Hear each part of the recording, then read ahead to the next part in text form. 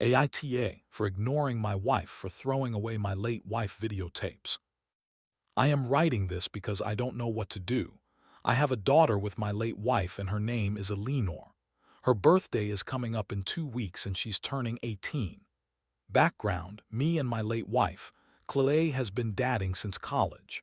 We got older and ended up getting married, and after our wedding, she shared news to me that she was pregnant and I was excited that we were expecting our first child.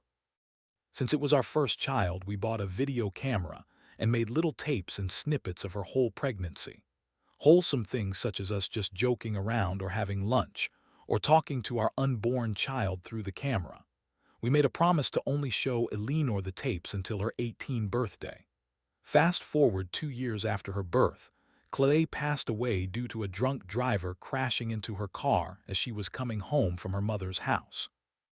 I was devastated of her passing and went into a deep depression and having to raise our 2-year-old daughter by myself.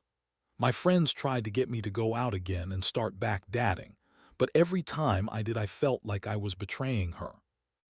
Years later, when Eleanore was 13, I met Wendy.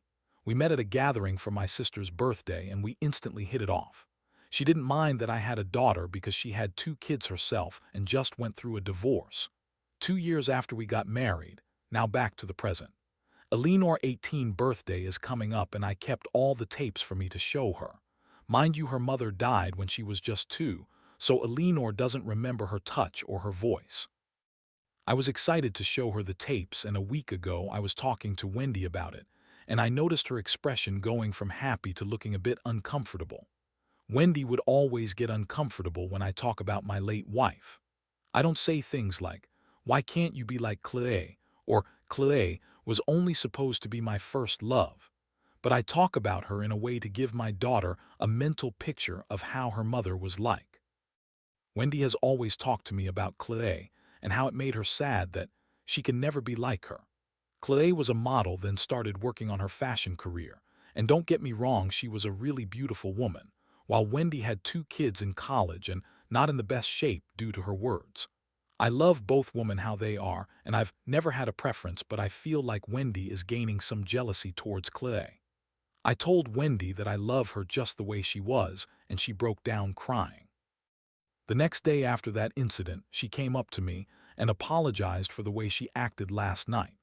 I told her it was okay and it good that she felt comfortable to share her feelings, and I gave her a tight hug and a kiss on her forehead. She asked to see where the tapes were at, and I showed her the box of videotapes of my late wife in my closet.